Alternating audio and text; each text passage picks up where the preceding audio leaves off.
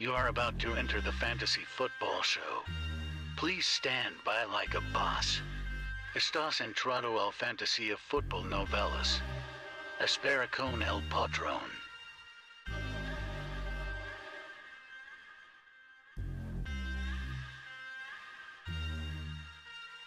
Smitty is live Monday through Friday, 7 p.m. Eastern.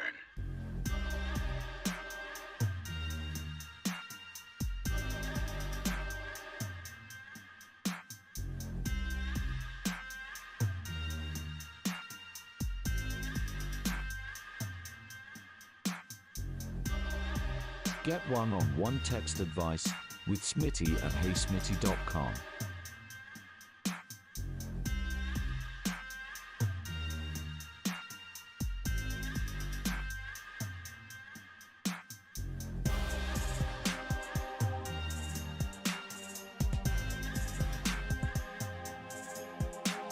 You are about to enter the fantasy football show.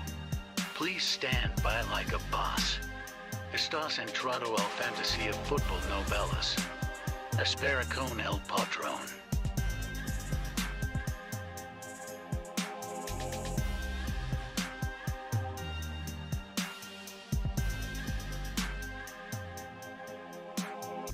Get one-on-one text advice with Smitty at heysmitty.com.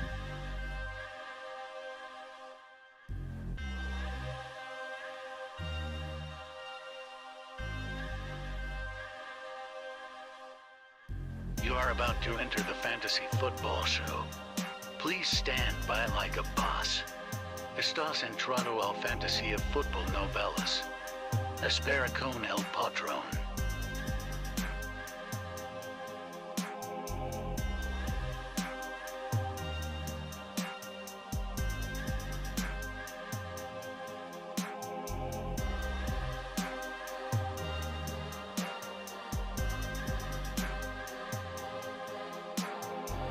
Smitty is live Monday through Friday, 7 p.m. Eastern.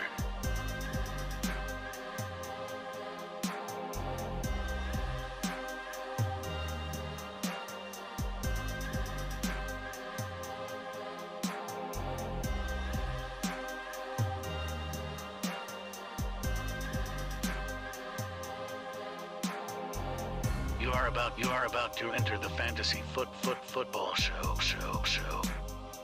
Please stand by like a boss.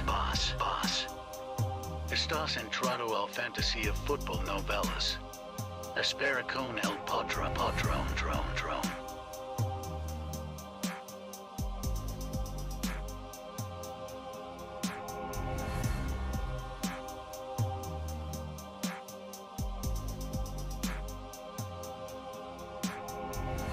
You are about to enter the fantasy football show. Please stand by like a boss.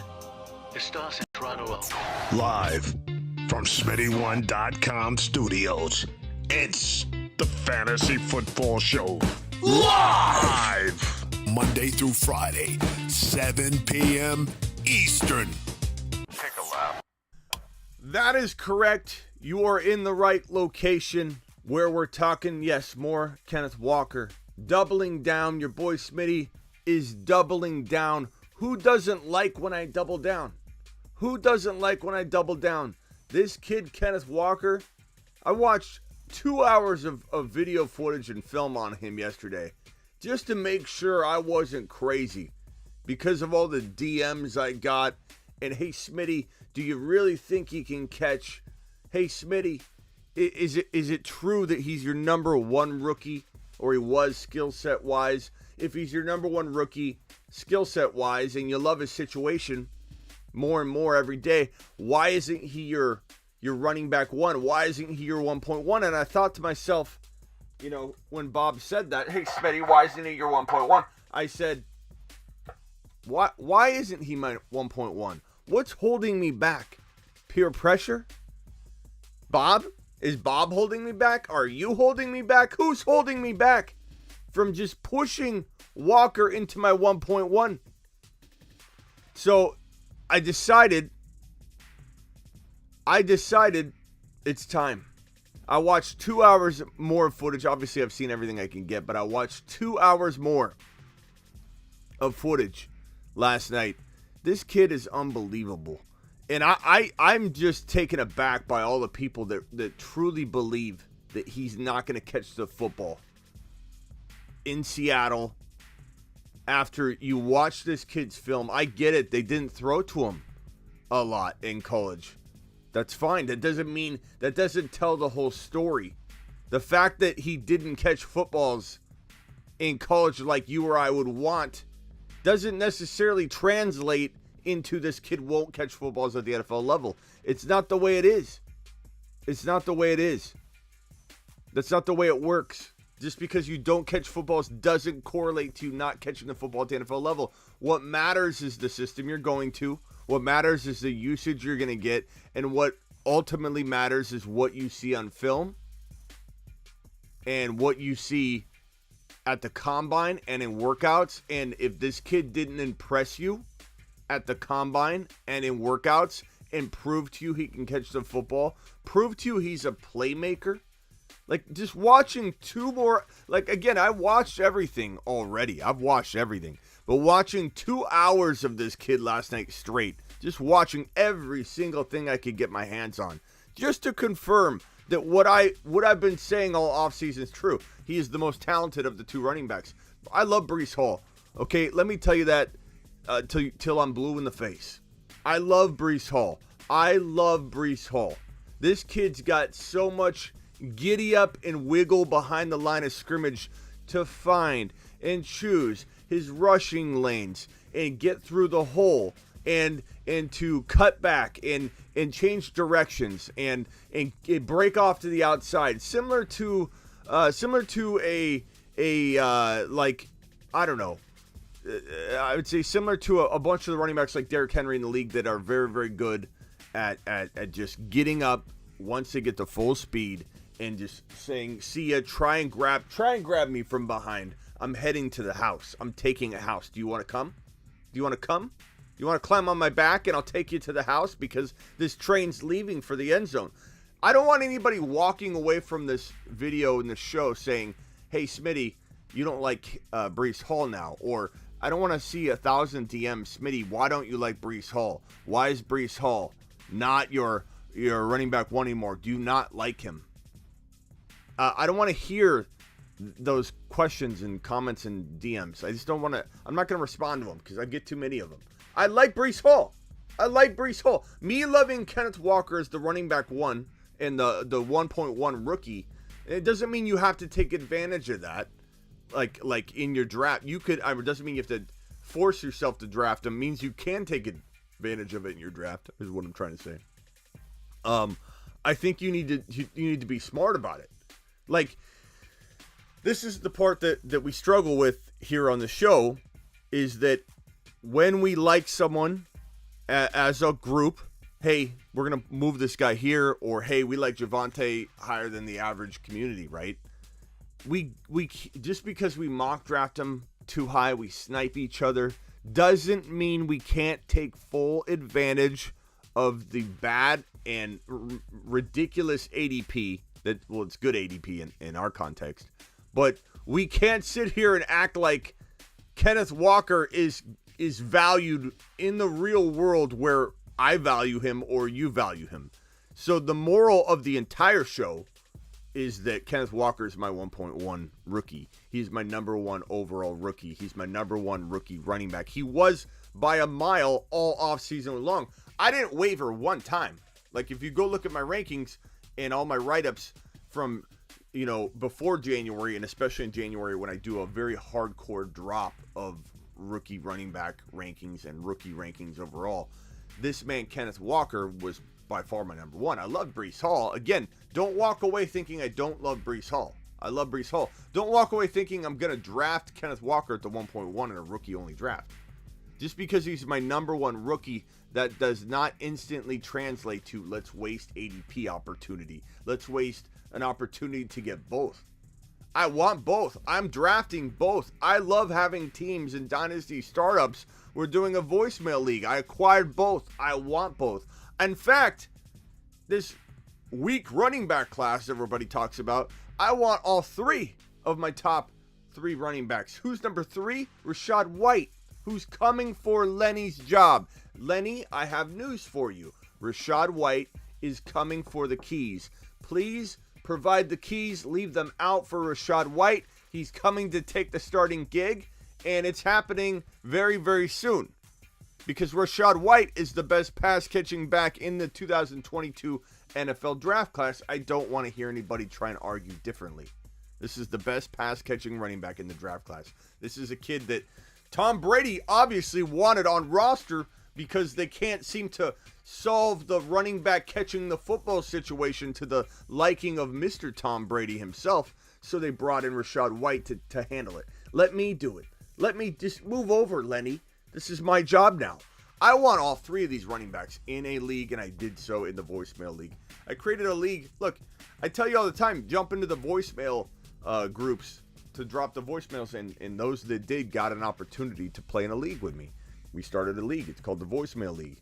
And in that league, I drafted Kenneth Walker, Breece Hall, and Rachaad White. And I'm super excited about it. It's the one thing I wanted to make sure I did in the offseason. So I really believe we're going to hear a lot of pushback. I haven't watched everything or looked at all the comments yet. I'll skim through them in a minute. But I really think this is going to get a lot of pushback, this video. I made an announcement that I was going to have a big announcement on the show today involving a ranking change for a specific player that was going to ruffle feathers and kind of make waves. And I think that you won't find too many analysts that out there at all that are as high on Walker as I am, but that have him as the number one overall rookie from a, hey, what's going to happen perspective. Not where do you draft him, but what's going to happen perspective. I don't think there are a lot of analysts that have him number one. He's my number one. What can I say? What can I say? Other than I made sure I did my due diligence, even though I already have.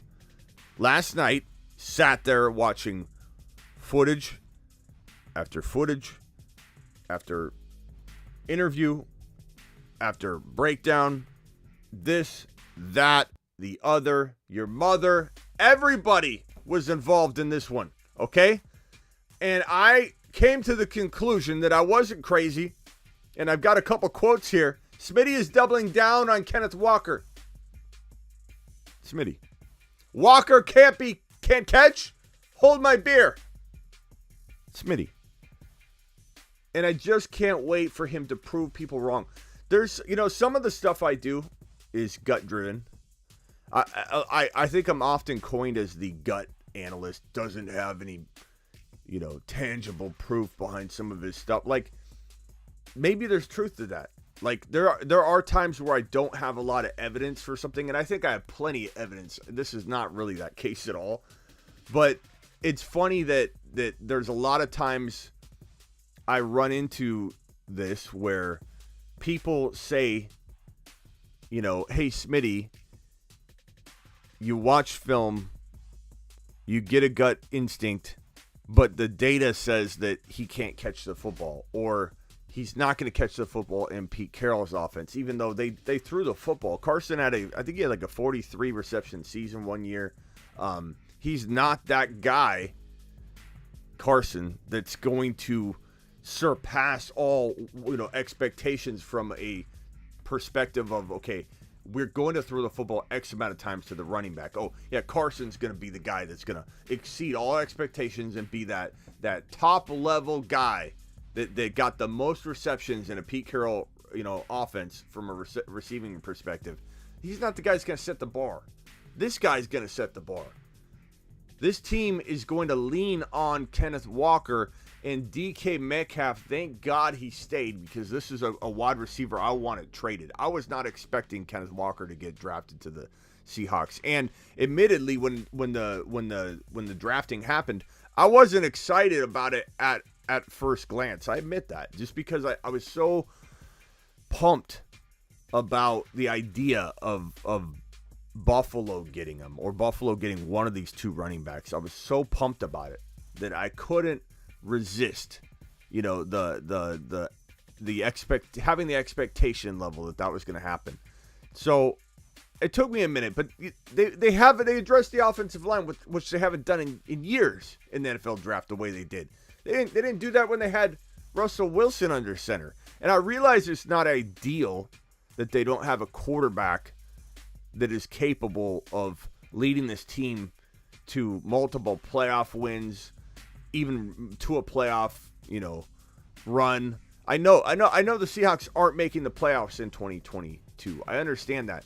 And at the risk of scaring people away from Kenneth Walker through some sort of correlation to Javonte Williams' exact situation from his rookie year last year, at the risk of making all of you fear that you're going to see a running back by committee because of my correlation here, I'm going to use it because the efficiency is what I'm merely talking about. Denver ran the ball extremely well last year without any solid quarterback play. Do you guys realize how well Javonte Williams and Melvin Gordon ran the football without a solid passing attack?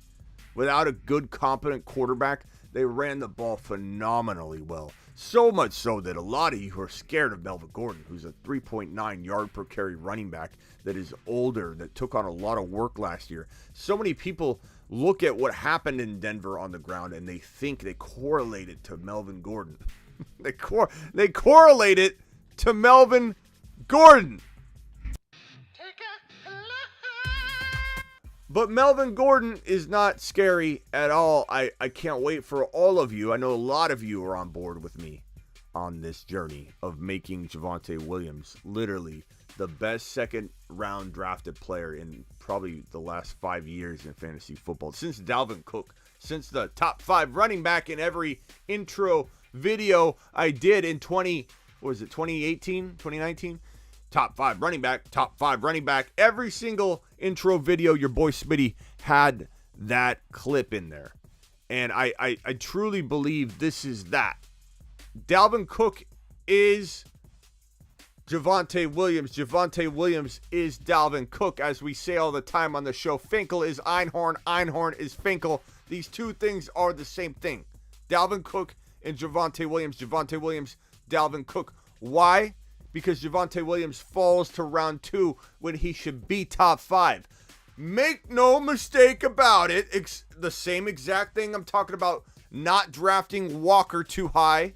Don't take Walker at 1.1. You don't need to, Bob. You don't need to. But Smitty, you say he's the 1.1. Shouldn't I just grab my guy? Not at 1.1. Grabbing your guy, as I say, Rachaad White, number 5 overall instead of 9. Do it. Just do it. You want Rachaad White? Do it. What are you going to do when somebody gets cute and grabs the player when you thought, I could let him slide? I'm not saying don't grab your guy. I'm the king of reaching on a player when I want to grab my guy. I reach on Javonte Williams. I reach on Kenneth Walker. I reach on Breece Hall all the time. Kyle Pitts. I reach on a bunch of the players that I want in Dynasty all the time. Herbert, Josh Allen. I reach on those players all the time. But there are certain places in a draft, especially at the top, so in a rookie draft at 1.1, at 1.2, in a Dynasty startup, taking Javonte at 1 when you don't need to. In a redraft setting, taking Javonte at pick number 5 instead of 18. I get DMs every day that say this.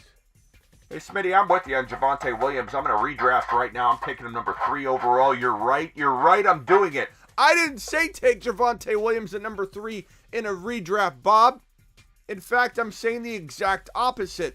I'm telling people to use ADP to your advantage in these situations when we're talking about first and second round, 1.1 in a rookie-only draft. Kenneth Walker falling to 2, 3, 4 sometimes in a rookie-only draft. People are worried about this kid, and I don't know why, and I don't care. All I know is I recognize it, and I'm going to use it to my advantage, and I'm stealing Kenneth Walker away at pick 3 and pick 2. Now, I'm not going to get cute at number 3 and 4.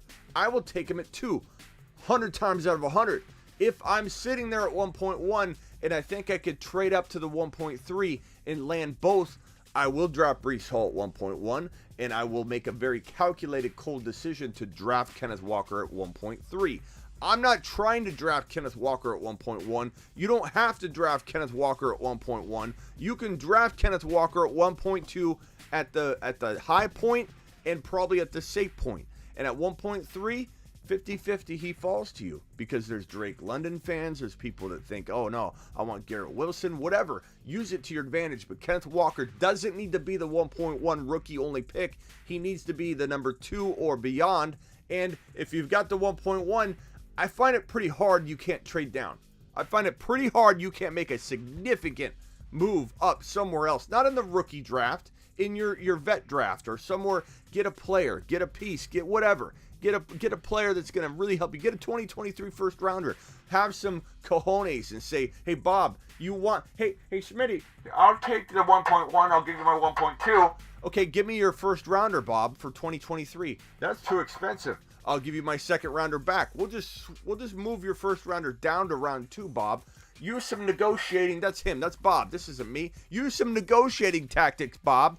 I don't think I can pull that off, Smitty. Then I would say, let me try. Hold my beer. Because it's not that hard to get a ton for a move down from the 1.1. Look, the 1.1 is a hot commodity. You're not trading properly if you can't get interest in the 1.1, even a move down, like a 1.1 to 1.2. I love Kenneth Walker is the point, and I'm not afraid to draft him over and over and over. And to all the people that say, I don't know, let's see.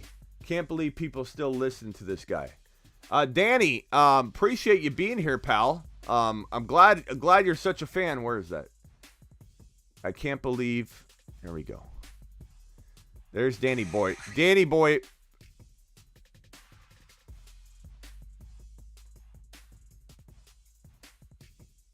There. Now there. Now Danny no longer has to worry about it. Sorry, Danny. I'm sorry that I impeded on your fantasy football journey here, but appreciate you being here for the short time period that you were. I got AJ Brown, Jalen Waddle for the 1.3, says the Bruce. That is a fantastic haul. And let me give you an example. Even if you could have got Walker at the 1.3, I still make that trade. You got to know when you're getting value.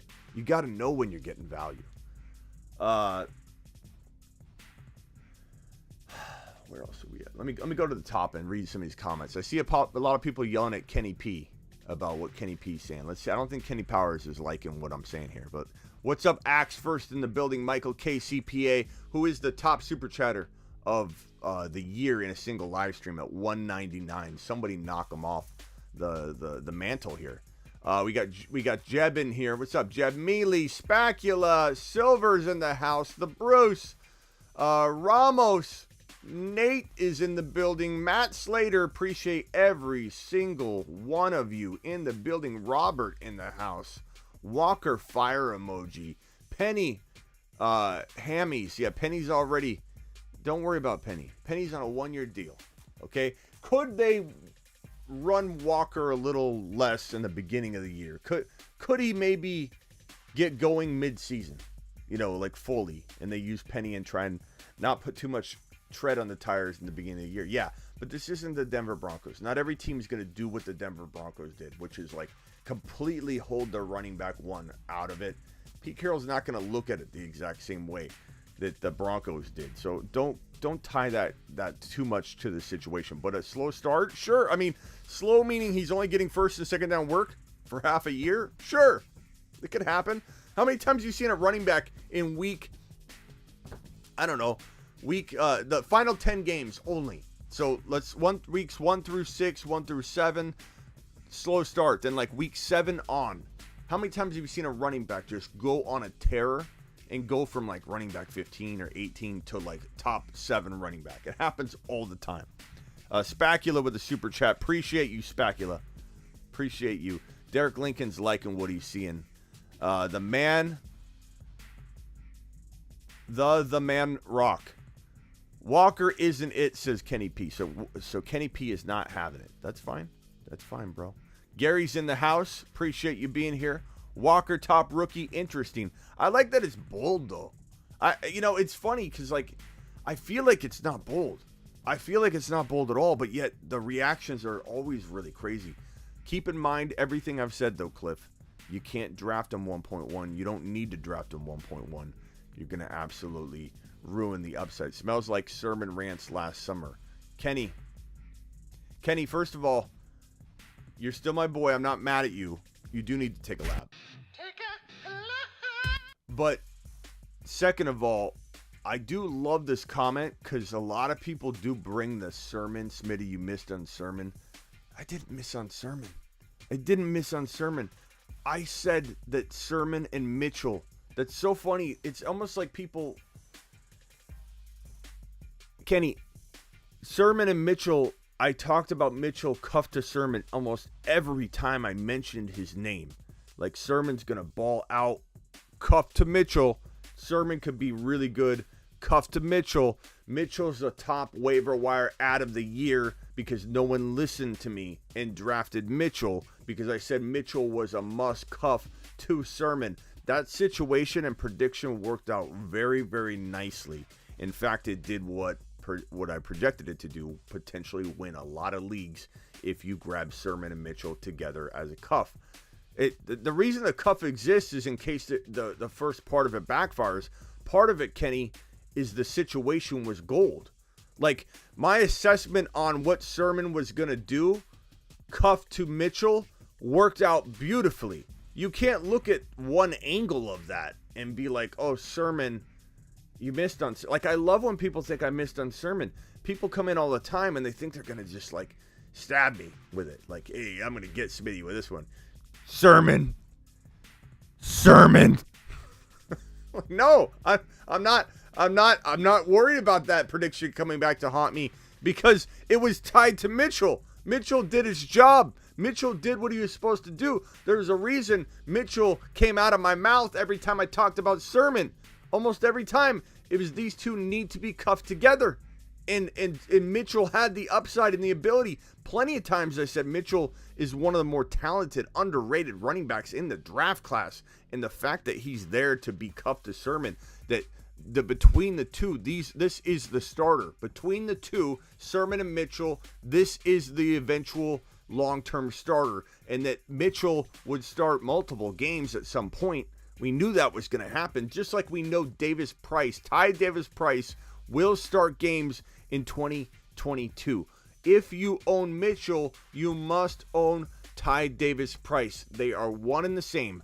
I don't want to hear later from Kenny or whoever when I say that Eli Mitchell in mid-round 5 or top of round 6 especially is one of the bigger running back 2 steals in fantasy football because you can cuff it to Ty Davis Price. Between Ty Davis Price and Eli Mitchell, you have yourself a very, very strong running back 2. Very strong running back 2. And at the cost of entry, it's phenomenal. It's phenomenal. All right, I'm going to scroll down to the bottom here. Do you like Mitchell, Kenny? Walker, 7-8 turn in redraft is fine with me. I hate Pete Carroll. So here's the deal in redraft. We talked about Dynasty. Is he the 1.1? No, you don't need to make him the 1.1. He's the 1.2 or 1.3. And I don't take the risk of trying to get him later if I have the 1.2. I'm not getting cute. I'm drafting him. I know I love when people say this. I know Drew's just joking, but I love when people say it. Smitty, what happened to Sermon? I love it because I say exactly what I predicted. Mitchell would be the most amazing cuff to that situation, and one of them would thrive. Thank you for bringing it up. I didn't want to brag. And pat myself on the back. So I appreciate you coming out and letting people know that prediction did land. Thank you.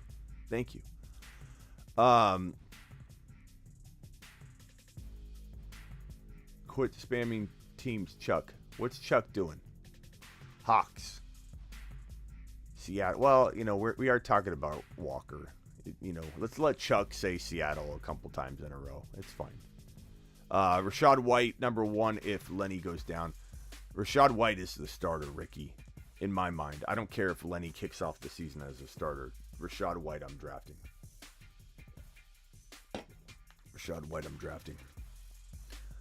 That's, I mean, I look, I know it's going to sound bold. Let's just, finalize the rant here. Okay. Kenneth Walker is my rookie 1.1. Kenneth Walker is worth, here's the kicker. And if we go to the board and talk about this is Kenneth Walker's redraft value.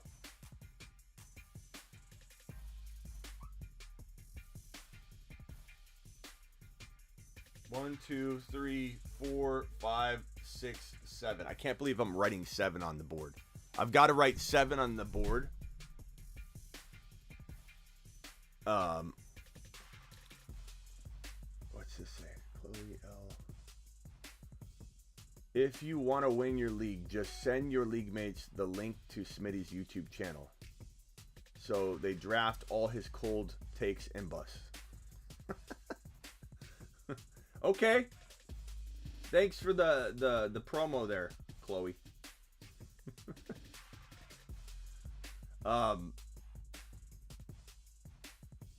Here's the gist of this. Appreciate that. And Derek Lincoln sent in a super chat.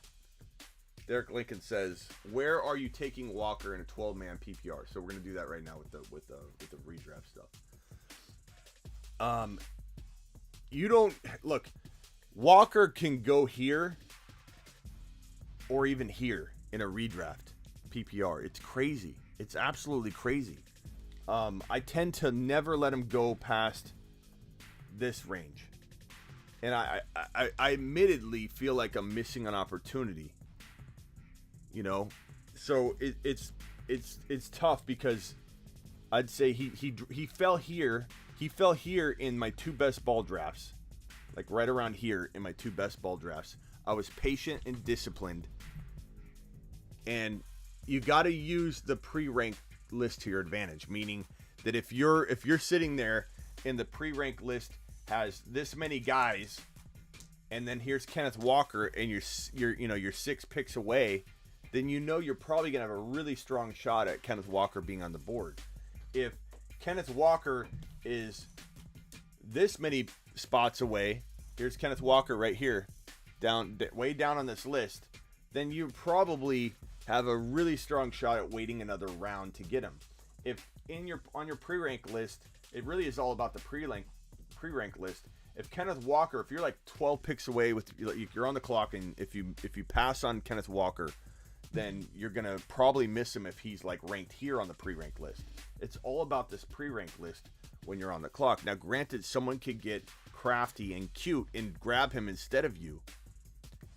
But it's just all about the feel of the draft.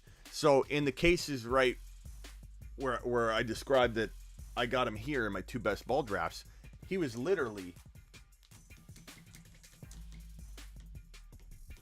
like right here on the pre-rank list of running backs, not just overall players. Like looking at the running backs, I was on the clock right here, and I thought to myself, this is when Herbert was still on the board, and you guys I did this live on the show.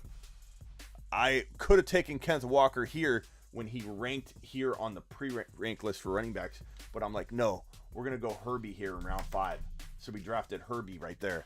And then, of course, when we got back 24 picks later, Kenneth Walker was available. I got him in round 6. I did it again in another redraft. So to answer the question, a lot of people say, Smitty loves him so much. Is he taking him in the 2nd round, 3rd round? No, you take him in like round 4 or 5.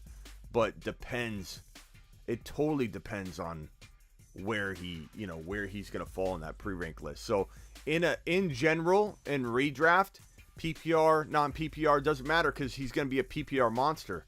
I don't care what anybody says about college football, pass catching. I don't care what anybody says about Bob and Bill that say he can't catch footballs. I don't care about any of the analysts out there saying avoid him, he's not a PPR guy. You can't use college football stats to determine if a player is going to catch footballs in the NFL. It's reckless because systems are different. College systems that don't throw to the running back are going to make you have a perceived predetermined perception of this player's capability in the PPR game. Like, let me ask you a question. For every hater out there that thinks this is crazy, for every hater out there that literally is like, Smitty, this kid didn't pull footballs in Michigan, and he didn't prove he can be a PPR guy. He just didn't catch enough footballs. What makes you think he's going to catch the football at the NFL level? My question is, have you not watched his film? Have you not watched his footage? Like, this kid, let me bring up his game log and just Kenneth Walker 2021 game log. Let's just pull this up and look at it, because I think it's crazy to me.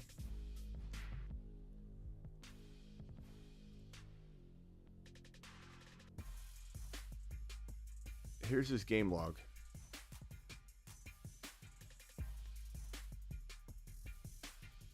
Dude's yardage was just through the roof.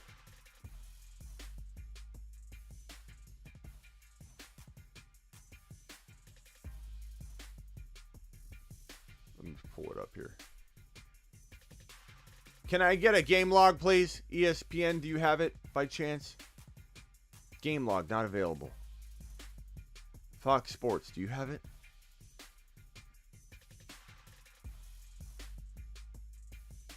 Okay, here's his regular season game log. This is Kenneth Walker, 2021. Let me make this minimized here. Unbelievable. Unbelievable stats. Just unreal. Unreal. This kid is a special human being. Just absolutely special. Look at these numbers. Are these numbers even correct? They look like video game numbers. Okay, so here we go.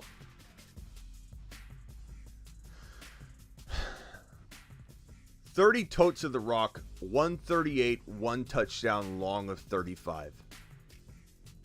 25 yards, 6 carries in that Ohio State game. 143 and 2 touchdowns. 146 and 1 touchdown. 197 and 5 against Michigan. 84. 5. Let's go back to that Michigan game. 197 and 5. 8.6 yards per carry. A 58 long. My question to all the haters and doubters out there around Kenneth Walker in this prediction here that he's the number 1 running back. Oh my God, so crazy. Is does this not prove to you that he's just a playmaker? Like, do you think that if I'm asking a serious question, because I question the decision making from a fantasy football perspective. Anybody that takes a look at this right here, especially if you watch him, how talented he is, pure talent. This kid's Alvin Kamara meets Javonte Williams. That's his comparison for me. His comp is Alvin Kamara meets Javonte Williams. My question for you is, when you see a kid producing these kind of numbers, okay, my question is, do you really believe that somebody this talented, that's 197 and 5 touchdowns against Michigan State this week right here, 233 yards with a long of 94 and a touchdown here, 126 and 3. Number 1, 172. Look at this, 172 yards right here. Number one, my question is, when did he have time to catch the football? You know, it's kind of like somebody judging Deebo Samuel for not having more receptions or something, when he was literally running the ball and he had another job to do. Like, you're really, like, when people say Deebo isn't a pure wide receiver or Ayuk's a better pure route runner than Deebo Samuel, like, what a dumb comment. What a dumb comment. When you literally are giving the man very little work to prove he's the number 1 wide receiver, and you're judging him on it. You're literally saying, hey, let's take away his ability to prove it during his breakout year, and then let's judge him. then we'll judge him and say, well, why didn't you catch more footballs, Debo? It's such a dumb comment to say that Debo Samuel is a lesser pure wide receiver than Ayuk. It's just not. It's not a smart statement. It's a take a lap worthy comment. Debo Samuel was the number one wide receiver in the NFL in yards per catch.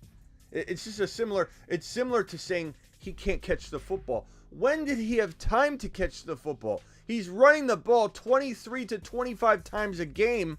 The man ran for 138 and a touchdown, 143 and 2, 146 and 1, 197 and 5, 233 and 1, 126 and 3, 172. When did he have time to pull the football in? Why are we judging him in a system that doesn't throw the football to him, in a system that says, hey, let's just keep handing him the football? And when you watch how electric he is on the field, this is why he's better than Breece Hall. This is why he's my number one rookie running back. When you watch him, you will see it. If you don't watch video footage and film on the kid and you just go off people's rankings, you're not going to see it. It's real simple. But when you watch this kid on the field and he's doing all of these things, and you say to yourself, the kid this talented, he probably won't catch the football. He probably won't catch the football very well in college.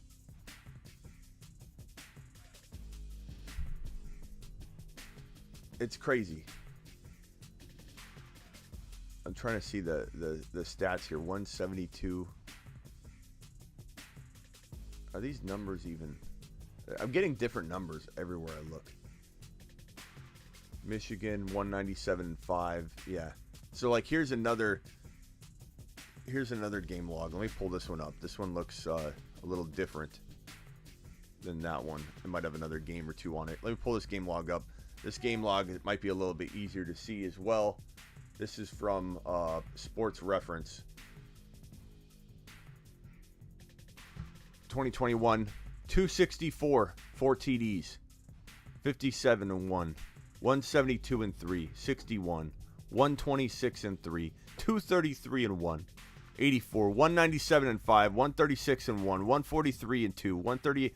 Just like, yeah, Smitty, he's not good at this guy right here. Listen to what you're saying. This guy right here isn't good enough to catch the football at the NFL level. Listen to the words coming out of your mouth. Smitty, I don't think he'll catch the football at the next level. Who do you think you are? Who do you think you are? Suggesting that you know that this kid who dropped these numbers can't catch the football at the next level. This kid right here can't be one of the best pass catching backs in the NFL. Who do you think you are to suggest that he can't be one of the best, not just a good PPR, one of the best pass catching backs in the NFL? What makes you qualified, Bob or Bud or whoever you are, to suggest that a guy doing these amazing things, this amount of wiggle?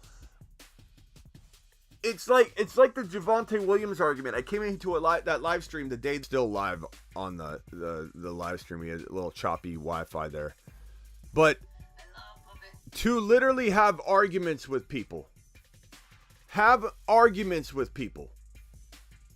that say that this kid who's this talented, let's say he catches the football. Let's say Kenneth Walker catches the football. Okay? You think he's not going to be able to do these things once he catches the football? When he catches the football, he makes amazing plays. He makes phenomenal plays. What on earth makes someone think that when he catches the football, he won't continue to do these things? You don't do these things and say, well, when he gets the football, he's going to crumble. He'll dissolve and turn into a different player. He won't be talented once he catches the football, because catching the football out of the flat is so much different than navigating open spaces like a wizard on the field.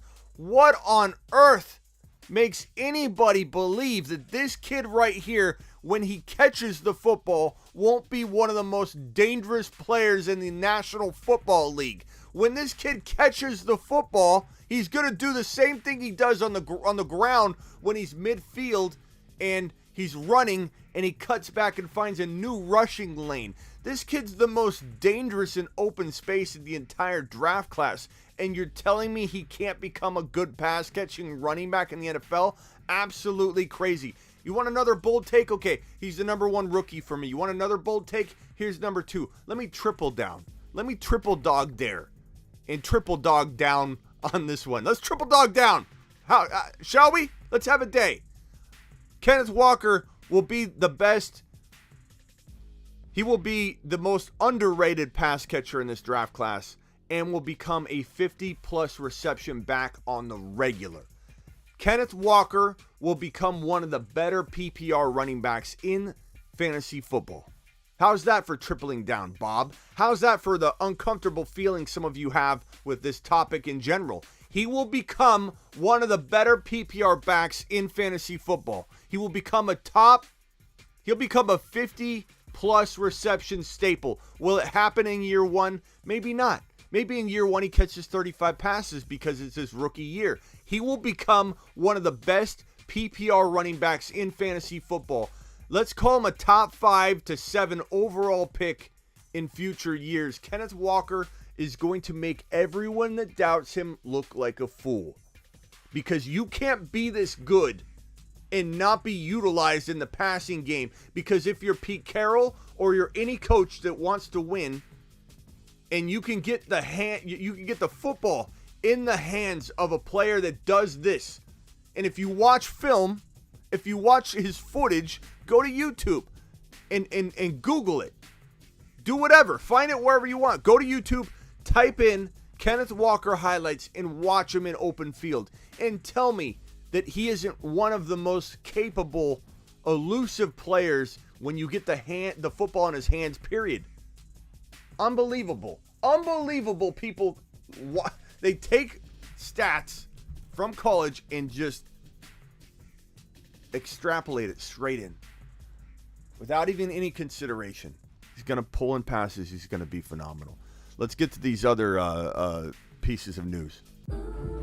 And now for the news.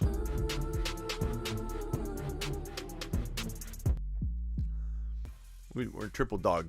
We'll triple dog down in here. Triple dog dare, triple dog down. Christian McCaffrey speaking at OTAs. Panthers coach Matt Rule said Christian McCaffrey will be held out of preseason games. Thank goodness. Thank goodness. And where do we rank him? I have him like 8 to 12. I know that everyone that loves him has got him at like 2 or 3, and they don't understand. Like Derrick Henry. You rank Derrick Henry at like 6, and some people are like, what? You don't have him number 2? It's funny. It's funny. Same thing with McCaffrey. You'll run into people that like are shocked. That I think these people don't do much off-season work, in terms of fantasy football information gathering. But most people are like, McCaffrey's not your 2? I get that a lot. I'll do a whole show, and somebody will come in and say, yeah, McCaffrey's not your 2?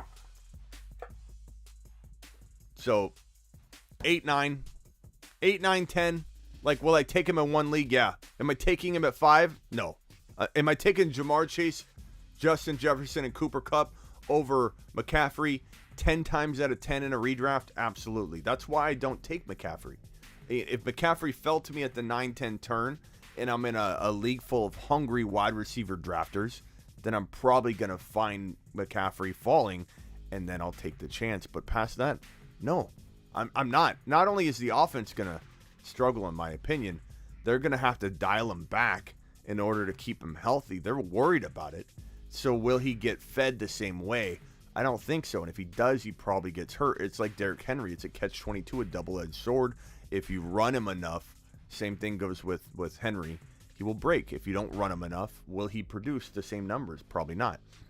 Speaking at OTAs, wide receiver coach Kyle Shanahan said he expects Deebo Samuel at mandatory OTAs, as do I, because he missed $50,000 a day if he didn't.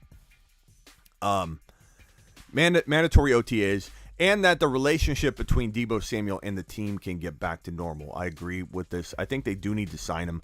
Not signing Deebo Samuel is kind of ridiculous to me because and I gave this example on Raj's show on Instagram yesterday. It's kind of like you have like a pool man that comes over to clean your pool, and he's supposed to be there, for an hour or whatever. And let's say the hour goes by, he's done, he wants his money, and you're like, hey, I know it's 4:00, but I'm not going to pay you till 5:00. And the dude's like, I'm done cleaning your pool. Can you give me my $100? And you literally just say, no, I'm going to wait an hour. I've got your 100. I'm going to give it to you, but I'm just going to sit here and wait. And I'm going to wait an hour. Unnecessary hour. And that's how it feels. Like, why wait? Why are you waiting? Why are you trying to make Deebo uncomfortable? I don't get it. I don't care if it's the way you do it. You're going to pay him. This whole